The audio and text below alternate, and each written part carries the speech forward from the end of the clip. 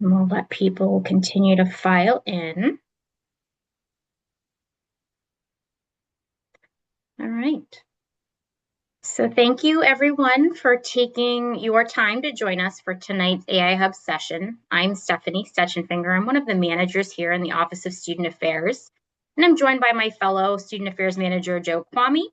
And tonight we'll be welcoming our special guests from OASIS, which is the Office of Academic Support and Instructional Services, Amy Baki and Rebecca Gordon. I hope I said your last name correctly, Amy. For those of you who have joined us before, welcome back. And to those who are joining for the first time, welcome. Just to give a little background here, the AI Hub was started last year as a way for our students to connect with us on topics related to our code of conduct and academic integrity. We've noted that students tend to have a lot of questions in those areas, and it's only grown in recent years with the rise in generative artificial intelligence. So some of our sessions are completely open forums, but we've also hosted other sessions where we provide a short presentation on things like generative AI. We've covered plagiarism, several other topics. So we really try to provide a variety of opportunities for questions and comments for students in those areas. The purpose of these sessions is to provide you with resources and support, but also to find out what's important to you and your experience with academic integrity, code of conduct, things that are meaningful to your experience here at Walden. So a couple of quick housekeeping items. The session is recorded, and we will send out the link afterwards so you can refer back to it if you'd like to. Our goal is to provide a frequently asked question resource to you all afterwards. So if we have some poll results to share with you, we can provide that. And then any links that we discuss through the entirety of the presentation, we'll share those with you.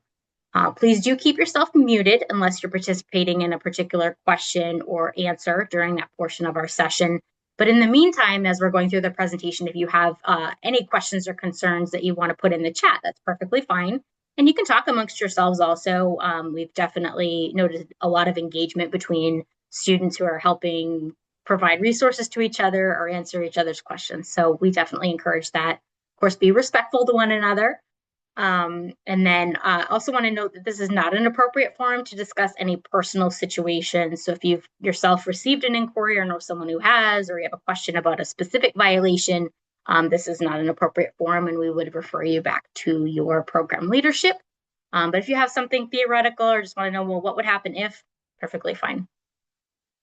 So with that said, I am going to turn it over to Amy and Rebecca, who will share some guidance and resources on citations, specifically related to generative AI. I'm going to stop sharing my screen and allow Amy to share hers with you all.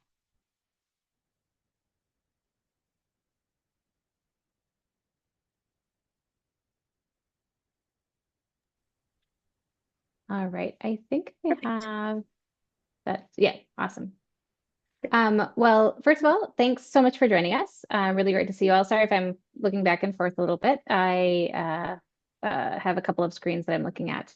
But welcome. My name is Amy Baki, as Stephanie said, and I just a little bit about me. I lead a number of the writing tutoring service options in OASIS, and so maybe hopefully you might be familiar with the paper review service or AP Raptors review service.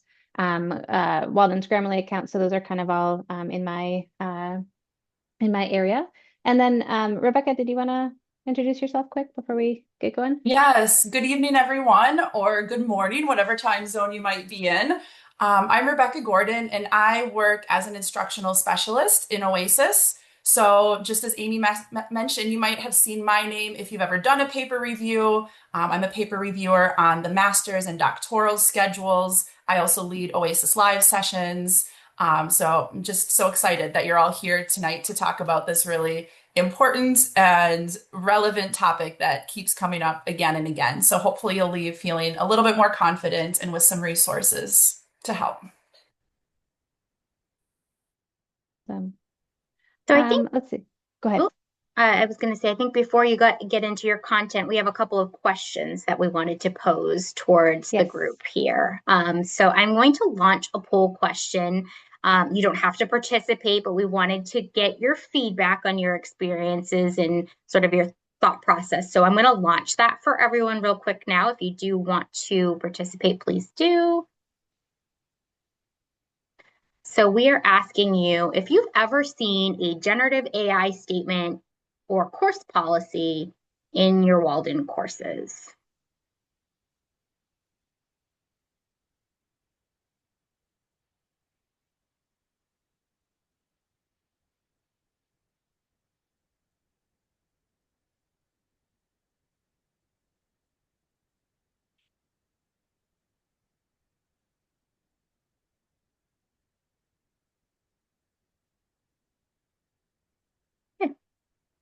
But the majority of people who have answered, and it looks like the majority actually say that they are not sure, followed closely by yes. And then there's a handful of students that say no.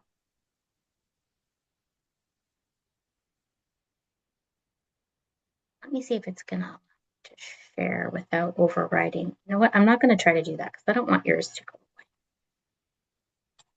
Okay. And then we're gonna ask you a couple more.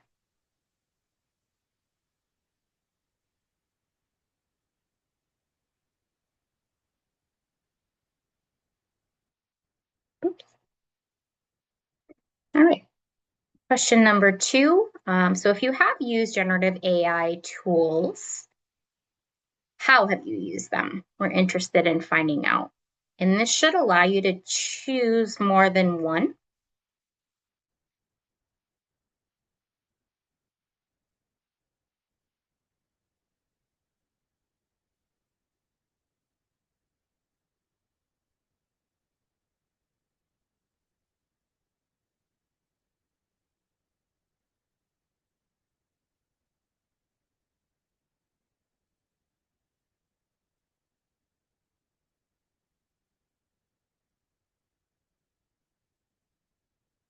Give it another couple of seconds here for anyone who wants to answer.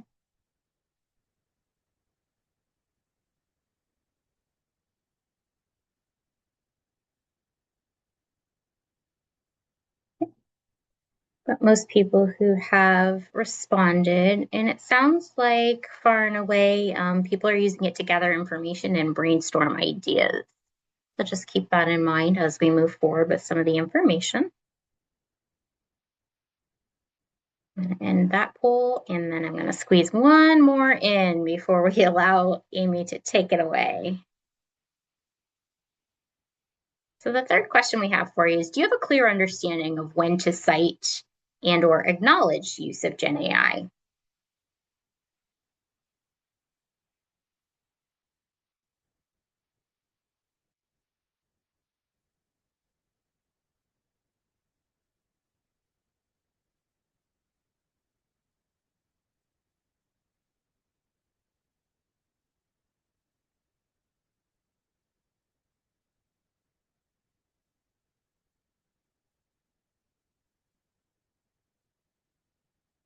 Okay.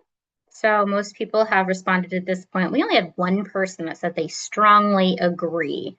And that's exactly why we're here, is because most people are unsure or they disagree. So we're here to give you those tools. Awesome. Yes, this is super insightful. Yeah. We can, yeah, we'll get going here. Even before we jump into anything, I will just put kind of a mention out there that AI, generative AI, especially in higher ed, is it's a dynamic topic. There's a lot that's changing pretty regularly, and there will kind of, even as we talk and share some ideas and some suggestions, really there will continue to be some gray areas, and we're all kind of navigating the appropriateness and the use of AI tools in higher ed. So just kind of setting the stage with that. We would love all black and white answers. And I think that we're going to get a bit of that, but we're also going to get some of it depends. So with that, Rebecca and I have prepared some content to share, and also anticipate time to just have some questions and answers and discussion. So, for what we have prepared, we have kind of three main objectives here. So we'll start out by differentiating between the types of artificial intelligence tools for academic writing purposes. I know there was even like a mention in the chat about Grammarly and maybe how that fits in. So we'll talk about that. We'll share about some resources for using and citing generative AI tools, and then we'll also consider when and why you might use and cite generative AI tools in academic writing, kind of when would it be more appropriate and when not. So we'll start by talking a little bit about, or I'll talk a little bit about AI tools that we can support the writing process and maybe some that you are familiar with or have used. I think it's helpful to also kind of differentiate between AI, artificial intelligence, and generative AI, and that's what I'll show here in a minute. But AI, kind of the study and development and science of artificial intelligence tools, certainly has a much longer history than a couple of years ago when ChatGPT and all of those the generative AI tools and the ones that have kind of created a lot of interest and hype in the last couple of years. So when I was a grad student 15 years ago, I took a class on kind of language learning as related to artificial intelligence. And we talked about systems that could kind of learn about language and all of that. And so certainly that has a long history that we're kind of building up to this point in talking about the newer kind of versions of generative AI. So on the left-hand side of this table here, we have traditional AI. And so just kind of situating what is that? What are we talking about? So traditional AI, this is really simplified, but basically uses algorithms to make predictions. So you might have seen this or used this with Microsoft Word's spell check or grammar check tools, or similarly Grammarly's kind of, the more original features where it was focusing on spelling and grammar and sentence level suggestions. I have in here Microsoft Word's paperclip guy who answered questions. So kind of like a chat bot pre, 2023, probably relied on traditional AI. And then we have generative AI tools that, again, this is really simplified, but they use algorithms and large amounts of data to make predictions and then build on that to create new content or to create new text. And so basically they're pretty good at mimicking text. What would this kind of text look like, and kind of producing a new version of that. And some people, I was listening to a podcast recently where they talked about it as kind of like a synthetic text generator would be kind of a way to think about it. And so these are the tools that have gotten all the hype in the last couple of years. So ChatGPT, of course, Microsoft Copilot, Google Gemini, those are some of the big names. Grammarly has some new features, not that we don't necessarily have included in our institutional Grammarly account, but the AI assistant that is built into some of the paid subscriptions to Grammarly. So those are kind of what we're talking about today is certainly a lot more of the right side of this table. So the generative AI tools. So hopefully that's helpful for just kind of situating what we're talking about. And then just a quick note that obviously there are some new AI tools that are less about the writing process. So we didn't include them here. Not an exhaustive list. So I think I'm gonna pass it over to Rebecca. Yes, so today's topic really is about citing and referencing. So just to set the stage, if you are a returning student, if you're an undergraduate student, and this is your first deep dive into academic writing, we just wanted to cover kind of the big picture. Why do we do this? And there are several reasons why. And one of them is to really show where your ideas begin and end. People talk about academic writing as a scholarly conversation. You're contributing your ideas, your arguments, in a field where many people have come before you. So that phrase, standing on the shoulders of giants. There are other people who have done research, who have written, and it's your role to acknowledge them.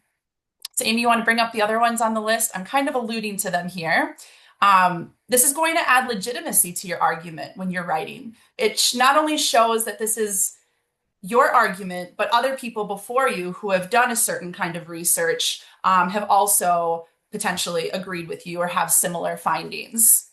And you're actually putting in a citation in your paper for your reader to be able to, if they want, locate the sources that you used and find out for themselves.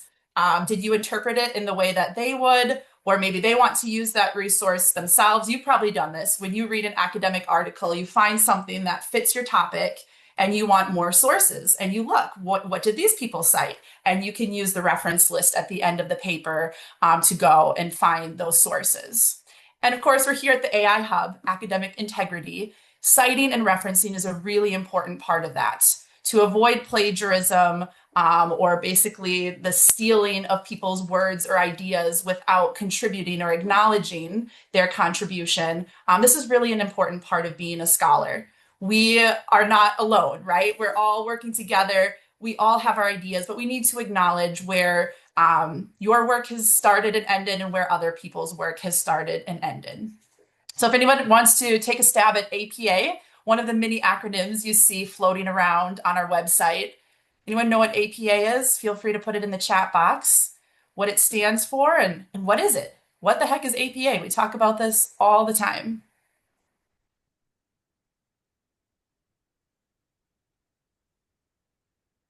Anybody can do a Google search, use a generative AI tool to tell you what is APA. Is it an American Psychological Psychological Association. Association? Yes, thank you. I think that was Tiffany. Someone unmuted, and I see it now in the chat box. It is from the American Psychological Association, one of many academic organizations. Just so happens to be the field of psychology, but we have widely applied this style of guidelines for academic writing in the humanities, in the social sciences, and beyond. There are other systems. You may have heard of MLA, the Modern Language Association, or the Chicago style. There's a specific one, I'm going to forget the acronym for technology. There are many different style guidelines. Yeah, Melinda, thank you. It's a rule book. Just to standardize things and make it kind of streamlined, we want some kind of consistency when people are reading. So that's exactly it. Thank you so much. Next slide, Amy. Oh, sorry, we're going to do a poll first before we dive into this. And I That's realized right. I swapped two of the polls. So keeping myself on my toes here, I am going to launch this here. We're going to ask you guys one more question. Yeah, related to this. So related Actually, I to think Gen AI, we want to know if you have used AI tools to assist with your assignments or other school-related tasks. Okay, there are no right or wrong answers.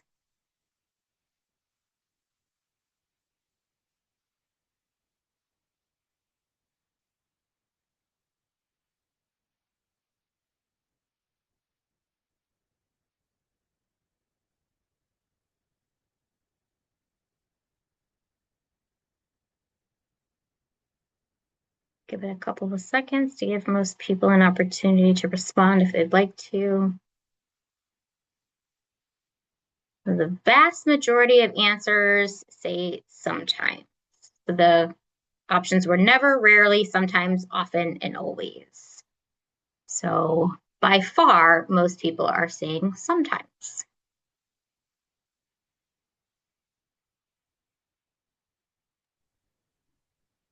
So I'm going to close that poll and allow you to continue. Thank all you. right. We'll mention this again later in the slides, but you can do academic writing without using AI tools. So for those of you who said never, it is not a requirement unless it's in your assignment guidelines. There are instructors who are integrating the use of these tools for, gaining digital literacy skills and learning more about the interworkings of these. But just want to throw that out there that if you have not used them, it's okay. But we want to make sure people are comfortable with citing. When do you need to cite your use of a generative AI tool? So we're going to dive into the nuances of this. This is my cat saying hello. But in a nutshell, if you're using outputs, so text or ideas from an AI tool in your assignments or other academic writing, it's not a scholarly source. It's not yet considered a scholarly source. But if you are taking direct text or ideas from a scholarly source, you would cite it. You would put an in-text citation and then a reference at the end of your paper. So you would cite it like the output of an algorithm. So this is just in contrast to earlier guidance that was given. Initially, some people talked about citing AI as personal communication, like you would when you do an interview. We do refer sometimes to the transcripts between a user and an AI model as it's a conversation, it's a transcript, but it's not a human. And you cannot repeat and get the same output every time. So it really is an algorithm. And the APA, we'll share with you at the end of the slides, they have a blog post that has kind of been the go-to guidance right now. And as Amy said, it's very dynamic. This is constantly shifting, so it's something to keep your eye on. You're citing it as the person who created the algorithm. So you're citing OpenAI in the case of ChatGPT. And we'll take a look at that on the next slide. But before we get there, we have a website from the Walden webpage that we are going to show you here. Thank you. We'll put it in the chat box as well. I think, oh, Joe's already put it in there for us. I highly, highly recommend bookmarking this site. There's a lot of information that we're not covering today because our focus is on citing and referencing. But Amy scrolled to about the middle of the page where you'll see the heading, Citing AI Tools. This is where I recommend if you have further questions, of course, you can reach out to our office. But this is a great place to take a look to see the guidance that's been given by the university. You might, again, have a specific course policy that's been handed down by your instructor. But this is a go-to. If your instructor, they may have a different level of knowledge on how to cite AI tools. This is something that we hope you could share with each other and come back to as your source when you're thinking about how to cite and reference. And we're going to take a deeper dive into some of the things that are here. But just wanted to note that you know this exists. You can bookmark it. And after this presentation is long over, you can keep referring to it. So if we go back here, I'm going to show you an example of what citing a generative AI tool could look like. So let's first start on the right where you see in-text citations. So again, you provide a citation in the body of your paper so the reader knows, okay, your ideas are ending here. You're borrowing ideas from someone else or text. And then that will guide them to the reference list at the end of the paper, where you have that longer description of where somebody can find the source that you used.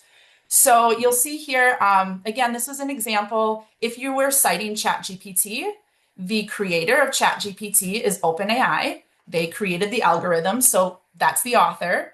And then you have the date, and this goes with when you used the tool. Of course, these are constantly changing. We've got ChatGPT 5 that was just launched recently.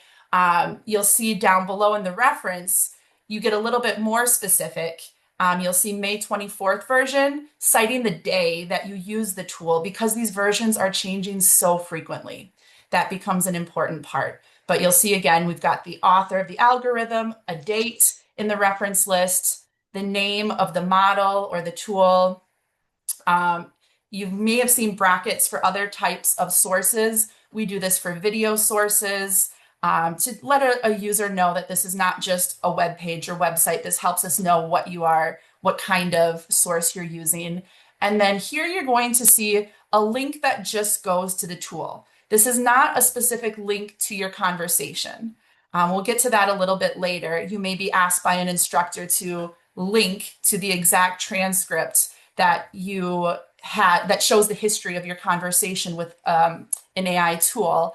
That would be in an appendix, which we'll see over on the left here. This is just like actually supposed to be potential text from a paper. So I'm just going to read it aloud.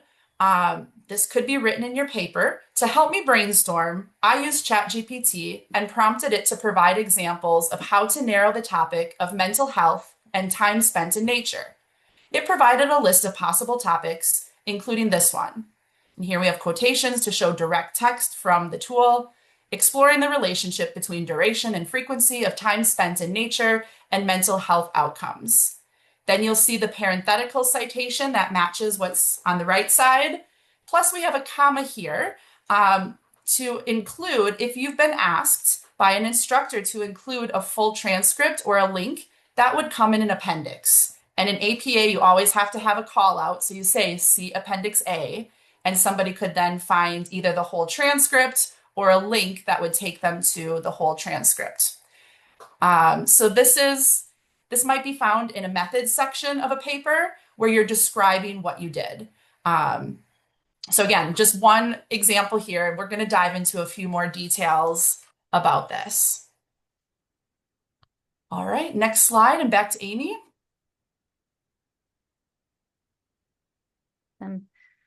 So we wanted to take a moment to talk about citing versus disclosing.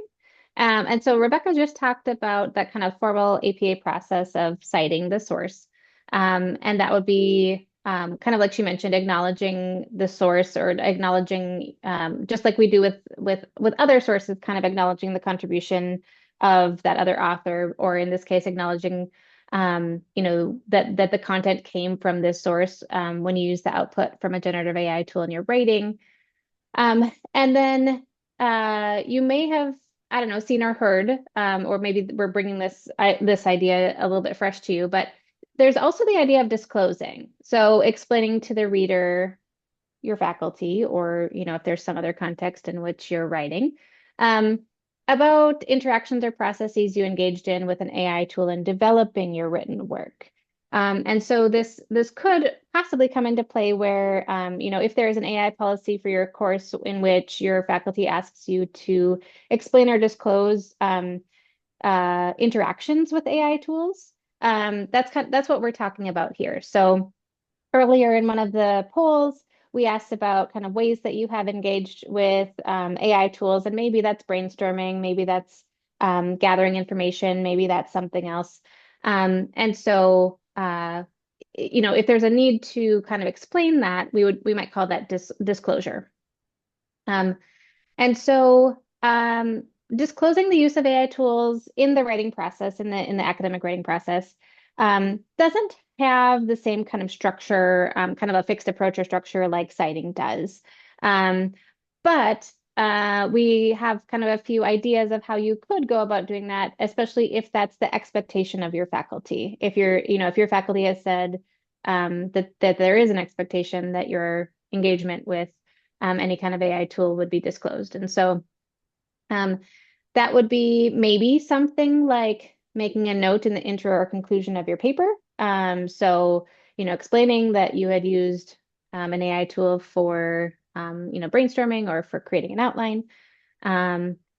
It could be maybe if you have a more formal study in which you used AI tools, especially I think this comes into play a lot more with like if you were to use an AI tool for any data analysis, you certainly would need to, explain that in the methods section of your research paper. And then Rebecca mentioned that idea of adding an appendix with the kind of transcript of the interaction. So again, that might just kind of depend on the nature of the need. And then there could be the possibility of otherwise notifying your faculty when submitting an assignment. So if there's if it's an email or other note that you can make when you're submitting your assignment, again, if there's a need for explaining your interactions with AI tools, those are some possibilities.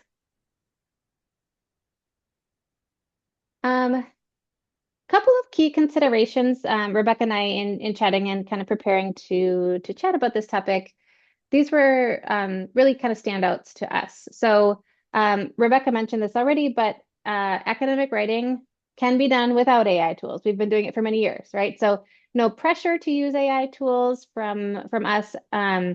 Again, there would not be a requirement to use AI tools unless it's identified in maybe an assignment prompt and there's a need for it. And then also it's hard to make black and white statements about appropriate, like what's appropriate use of AI tools across the board for scholarly writing, because whether or not using a generative AI tool is appropriate really depends on the purpose and objectives of an assignment. So, say for example, the purpose of your assignment is to demonstrate your paraphrasing skills. To read a source, maybe a study, and explain it in your own words. If the purpose and nature of that assignment is to demonstrate your paraphrasing skills, using a generative AI tool to do that for you is not appropriate. If the purpose of an assignment is to come up with an argument or a thesis statement or an outline. Therefore, if that's the skill that you're supposed to be demonstrating for that assignment, using an AI tool to do that work for you would be inappropriate. So, all kind of bigger picture, what we find is that in most academic writing, and especially most academic writing at Walden, it may be rare to need to cite a generative AI tool because we generally won't be using AI tools as scholarly sources, and we generally should not be copying the output of the tool and using it in our writing. So we have those previous slides showing like how to do it if you need to do it. But if we think about a kind of a thorough and academic research process, we're going to, be focusing our attention on using sources that are, credible and appropriate sources, maybe peer-reviewed, scholarly sources. And so we generally wouldn't then be using the outputs of AI tools in our writing. And then, one moment. My 3-year-old made it past security. Sorry about that. So what are some examples of when the assignment when it would be appropriate to cite AI tools in academic writing? So we thought of a couple, not an exhaustive list, but we're seeing this a little bit here and there with some newer Walden assignments. Is when the assignment prompt requires students to use and kind of engage with an AI tool, then we probably would need to cite some output. So maybe it's kind of discussing our interaction with the tool and what the output of the tool was, and maybe analyzing it.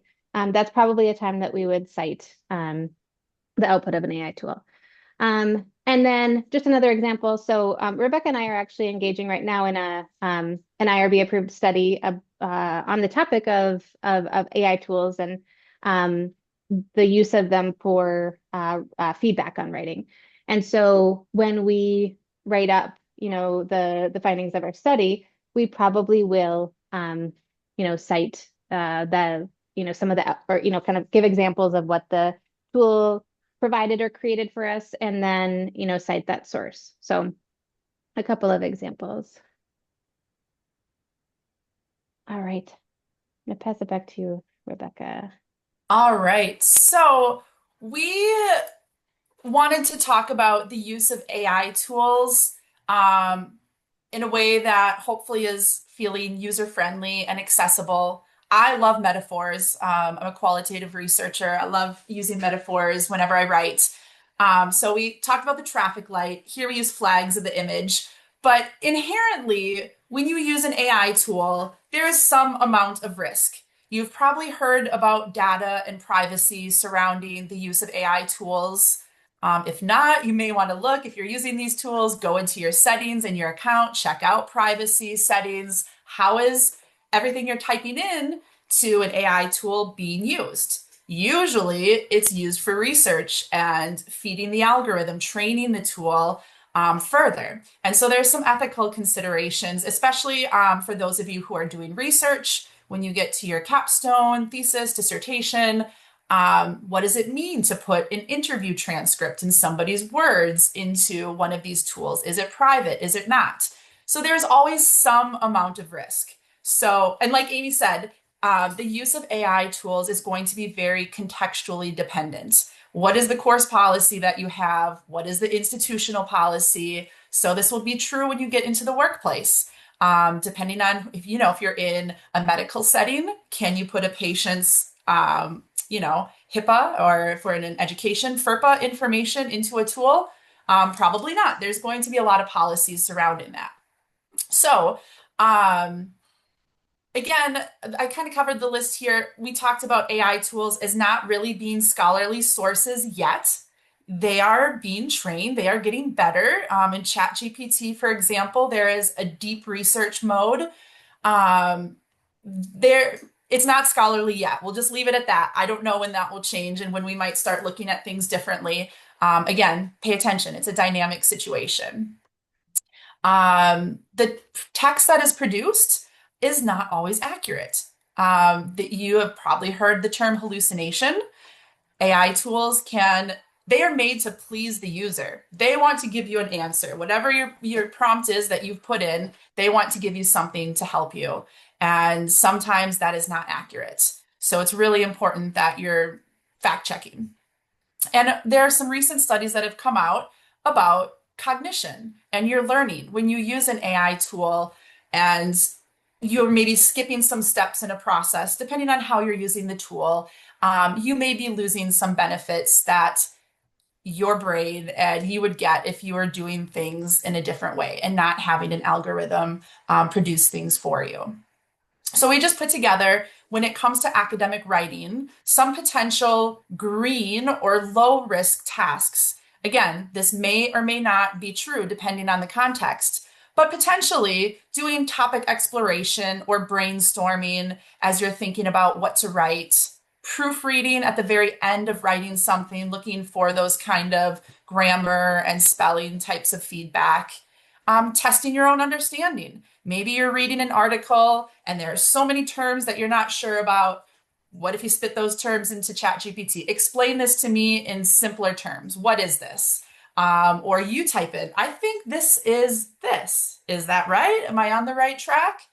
Generally, these types of things are okay depending on what your assignment is and what the learning objectives are for the task that's at hand. There's a very big middle yellow category, the medium risk. This could be things like asking for feedback beyond proofreading, asking for deeper feedback about your logic, about the order of your argument, things that could significantly change your writing. Is that okay? Is it not? You could ask an editor or a peer to do that, but it might depend. If the assignment is about the logic of your argument and you're asking a tool to do that work for you, have you compromised your learning and the objectives?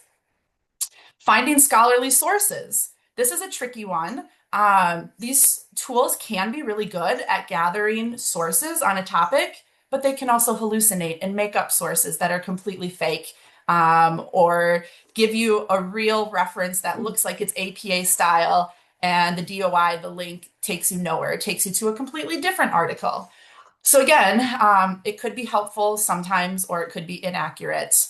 And formatting references. Since we're talking about citing and referencing today, formatting your references in APA style is a lot of work. That's why we have everybody get a whole manual about it. These tools are doing an okay job at it. It's like getting a reference from Google Scholar from a database. You still need to double check. So it might be appropriate to use an AI tool to help you begin to format a reference, and then you do kind of the proofreading of that at the end. Again, contextually dependent. And then this red area that comes with much higher risk of using the tools in this way. These are more likely to be unethical or inappropriate uses. And this could be drafting content. So drafting entire paragraphs, drafting an entire discussion post. And especially if those are not accompanied by an appropriate citation or disclosure. So that's a much higher risk for you as a learner and your cognition, and also as a student and your academic integrity. So, Amy, looking at time, what do you think? Do we want to field questions, or do we want to do a few scenarios? What are you thinking? Have we had any questions come in, Joe? We have had a few questions. I think this would be a good opportunity to give a little suggestion of where you think on the OASIS website the best place to start. So we've given lots and lots of resources already so far to students, and it can be a little bit overwhelming. What would you say would be kind of the best place? Just start here, and it might lead you down a path to many, many different things. But where do you think would be the best place to start? Definitely the link we shared earlier. Okay. That page has the other links. Later on our slide, we have some resources that we're sharing. All of Okay. those resources are actually linked on the page. So if we want to throw that in the chat one more Yep. time, um, at the very bottom of it, Amy, do you want to bring it up one more time? The We OASIS one. also Sorry, go the ahead. the academic guide page. Yes. This one, the So scholarly this research and writing with AI tools. Yep. Yeah, the one that we suggested bookmarking earlier is a really great starting point because at the top it's going to talk about things that we haven't fully covered today, but how some of the limitations. So if you're using these tools, what to be aware of, and then how to use them ethically. And at the very bottom, if you scroll all the way down, Amy, we also have linked the resources there at the bottom. These could be helpful as well, using AI as a pre-writing tool. So thinking about kind of brainstorming and fine-tuning ideas, specifically looking at generating and refining a thesis statement and some further guidelines. So not to toot our own horn and say only use Walden resources, but I do think this is a good place to start. And we also have linked up above the student handbook of conduct and some of the parameters that you're working within as students here at Walden. I don't know, Amy, if you had any other resources that you would recommend or starting points. Sure. I'll just pan out a little bit because I think there was a little bit of chatting in just text chat here about even just kind of getting back into things and getting started with academic writing more generally. And so one resource that I'll highlight quick, and then we can go to some questions more about kind of the focus of this session. We have a wonderful team of peer mentors in OASIS, and so they are fellow Walden students who have some academic, some either they've returned to academia or they, have been around for a while. But they're all Walden students who have decided to come into this role of being kind of like a graduate assistant, a peer mentor. And if you're kind of like, here's my situation, but like I don't know where to start. What do I even, where do I even go? What you could do, and I know this might feel a little bit intimidating, but they're your peers. They're really lovely people. Is that you could make an appointment with one of our peer mentors and basically say like, here's where I'm at. I'm, an undergrad student. I'm a master's student. And I'm feeling totally out of things. Like, could you just recommend a couple of resources? And then they could curate it a little bit more to you. So I stuck that link into our chat, the link to our peer mentors page where you can see info about what they, what kind of offerings they have. So that was just, yeah, panning out a bit. But if we want to talk a little bit more about that idea of, certainly the focus of our session today of generative artificial intelligence. Well, Rebecca, what you mentioned with the, kind of our main page, I think is a great place to start. I do see a hand up. Tiffany, did you want to ask a question? Yes, I Yeah. do. I have a question. So I'm looking at where you have the more resources with pre-writing tools, and I saw that somebody also kind of asked, I think what I'm going to ask, when it comes to like most of the instructors that I've had have encouraged Grammarly as a writing tool. I have friends who are teachers who are not big fans of it, but I have instructors here who have encouraged using it. If when it comes to like the fine tuning our own original thoughts or pre-writing like a sentence, are these things that we have to put in our paper to let our teacher or professor know that we've used AI to kind of conjure our sentence structure? Or is this something that we should be asking them? I think it's a good question. I think you definitely could check in with your faculty and just make sure. But I think so. When we started this session, kind of delineating between kind of those classic AI tools like spell check, grammar check. Generally, those would be considered A-OK tools to use to just kind of refine your sentence level writing. This is because you have already gotten the ideas on the page, and those kind of tools are really more so just helping with the readability and the clarity at the sentence level. Where things become where that transition is when, if an AI tool is adding content, adding ideas into your writing, that's when the idea of citation or disclosure is important. So generally speaking, just the straight use of like a spell check, grammar check would not require disclosure. But if the tool is adding to the content that you have put on the page, that's where the citation and disclosure would be important. And just so I can clarify, do you mean by content, like if they're giving me information that I don't already have? Something like if I'm fine-tuning the sentence and then they give me something that's academically sound that I don't already know, that needs to go in there. Right. So if it's adding ideas. And so I think that's where, even with something like Grammarly, that's a lot where the art the artificial intelligence, the AI assistant kind of Mhm. add-on or tool that they have. That, if you were asking it to add a point or refine kind of rework what you have, that would be where we're into, where we're moving towards that need for citation and disclosure. Okay. Two things I would add to that. Yes, definitely check with your instructor first and foremost. And I think what a lot of instructors are doing is encouraging the use of generative AI tools outside of the classroom just to play around with it so that you can become familiar with what it's doing and you can identify, is this changing my content? If you're noting that it's just changing, helping with grammar, spelling, things like that, to Amy's point and to Rebecca's point, that's something that you don't necessarily need to cite. But if you're noticing that when you're plugging it in or if you're asking it to do certain things and it's fundamentally changing what you have already provided, that's when you're going to look at disclosing it. And you may want to talk to your instructor. I would give them more information. Even if they aren't asking for it, I think it's better to be transparent with them. And if they feel that it's being used inappropriately, then they can have that discussion.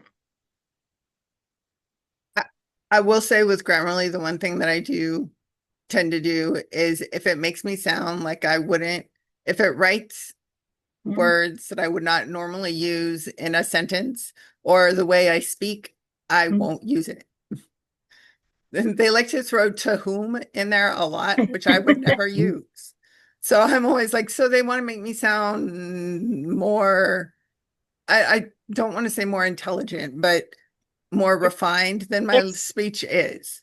It's flowery, is how I've Thank heard it you. There we described go. before. And we had a session about a month and a half ago where we talked all about this. So if you're interested in those types of things, attend a future session because we do talk about that really frequently. Like, what is generative AI really doing? It's Okay. making you not sound like you, right? And that's how it can be identified in a lot of situations. You have a voice when you write. And the Okay. longer you're with an instructor, they're going to pick up on that. So if all of a sudden your voice changes, they might come to you and say, "Hey, are you getting some help with this on the side?" Yeah. So Thank you. I think that's a really good point. We also had a conversation about editors. Like, what does it mean to have somebody edit your paper? If you have a peer reviewer look at your paper, what kind of changes are they making? If you're giving your paper to a friend, are they writing it? We would think about that as plagiarism. You would think that's cheating. It doesn't feel right. I sometimes think about this in a similar way. How are you using the tool? Is it in a way that you would previously have used other similar tools that maybe aren't as fast or aren't as standardized? So there are different ways you can think about that, but I love thinking about your voice. We definitely don't want to be losing everyone's voice in our academic writing. All right. I don't see any other questions or hands up. So maybe we could jump in. Oh, it's Joe. Is there another one you Yeah, have? really quickly. Yes. Do you have a link to where to find the like? Well, uh, this person actually called it the Walton University Writing Lab to schedule an appointment, but like a Ask Oasis or like a the location on your website to schedule an appointment. Sure thing. I will grab the link right now. Perfect. Thank you. Yeah, so we have one page where you can actually get to all of the kind of services we have. So that's writing, library, methodology, lots of other options there. So I'm going to stick that into the chat. This is our OASIS services page.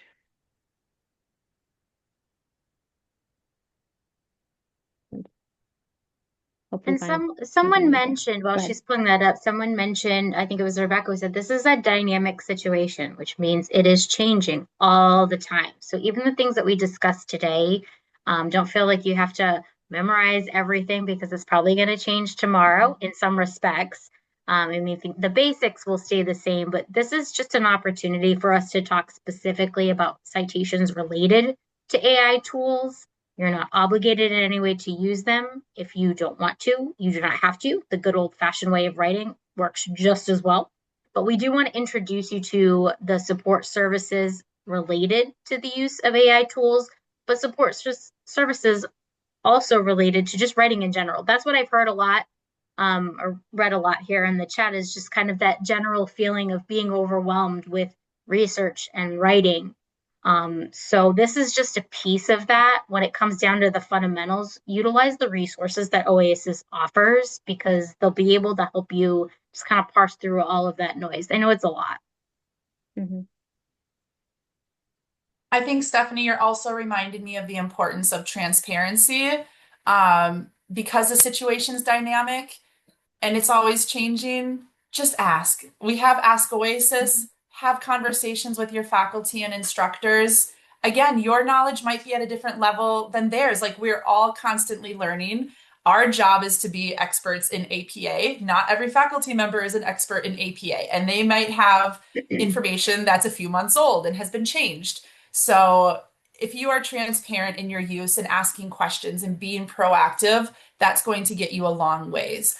So I would just keep that in mind as well. Yeah. We know we're nearing the end of our presentation. We got about 5 or 6 minutes left. If you wanted to run through a scenario, we can certainly do that if there's no other questions. If there are other questions, now would be a great opportunity for us to address those for you. Sure. We can keep an eye on the chat, but maybe let's if we can get through one or two scenarios, that might just be a helpful Yeah. mental exercise. So we have we have three scenarios, or we'll get through one or two maybe. But I want to come back and think about this green low risk, yellow medium risk, red high risk kind of framing. And so I'll read the scenario, and then Stephanie will pull up a poll and think about the kind of factors involved here, and then just consider, does this feel more green, low risk, yellow, medium risk, or red, high risk? And so scenario number one, your course instructor did not provide a course policy regarding the use of generative AI tools. You used ChatGPT to brainstorm topics for your assignment. You then outlined and wrote your assignment without using any generative AI tools. What are your thoughts once the poll is up here? Does this feel more of a low risk, medium risk, or high risk scenario? Got that poll launched if you want to put in your response.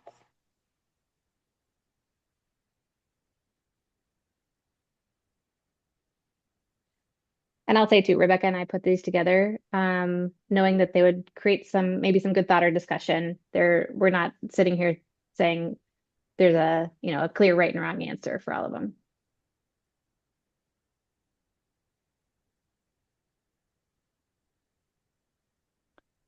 Give it a couple more seconds here.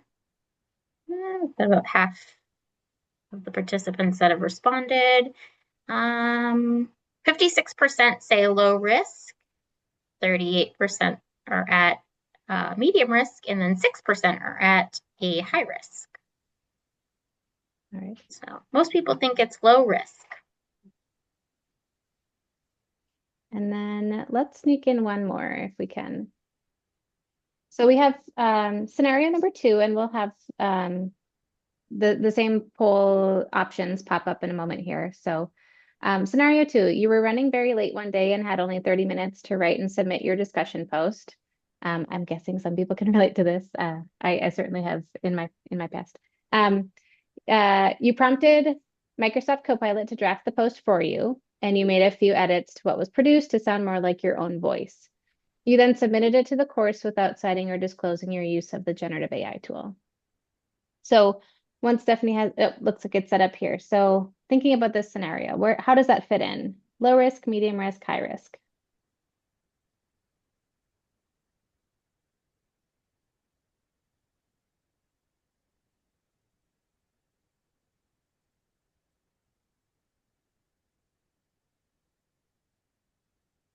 Got most people who have already responded. This one was real quick. They were real quick on their feelings for this. And there is an overwhelming response of high risk. We got a couple of people who said medium, a couple who said low, 85% consider it to be a high risk. And certainly, based on what we talked about today, using kind of the straight out output of an AI tool and then not citing or disclosing it really does fit in that red light or high risk category. So just, there are many other scenarios that will come up, many other kind of variations on these, but hoping that framing might feel helpful, that, when is it appropriate to use an AI tool and in what ways? We'll kind of, certainly keep thinking on that.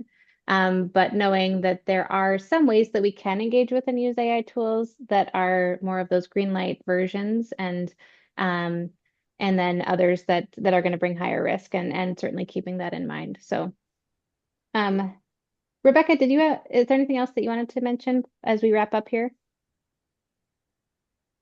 Think we've covered it. Again, I mean, we keep using the word dynamic. Now that you have some vocabulary to talk about this, to search, I just recommend you keep talking to your instructors, your classmates, and using the resources that we've shared today. We're still learning, we're learning together. These are relatively new tools, and we're figuring out what it means to be in higher education and to be scholars and to use these tools in an ethical way. So I'm excited to see they're powerful. There's a lot that can be done. But we also don't want to lose our voice, as Tiffany alluded to. Mm-hmm. So it'll be interesting to see how we learn to live with AI, generative AI, in our lives and in the fields that you're each going into. Mm-hmm. And that's a really... And no, I'm sorry we don't have time to demonstrate today, but thank you for sharing, because that's something that could be done in a future session. It is. We are not done talking about generative artificial intelligence in any way, shape, or form. So I anticipate we will revisit it at least once over the next couple of months. We do try to hold these sessions twice a quarter if we can. So please continue to monitor for the announcement of our next session. We'll include the topic so you can decide if it's something you want to attend. But we will host these pretty frequently so you can continue learning and engaging on these related topics. So thank you to everyone who attended, and thank you so much to Rebecca and Amy for contributing all of that knowledge and answering all of the students' questions. Thank you. Thank you so much. Thanks, everyone. Have a great night. Bye-bye. Oh, I get off. I need to. Start recording here.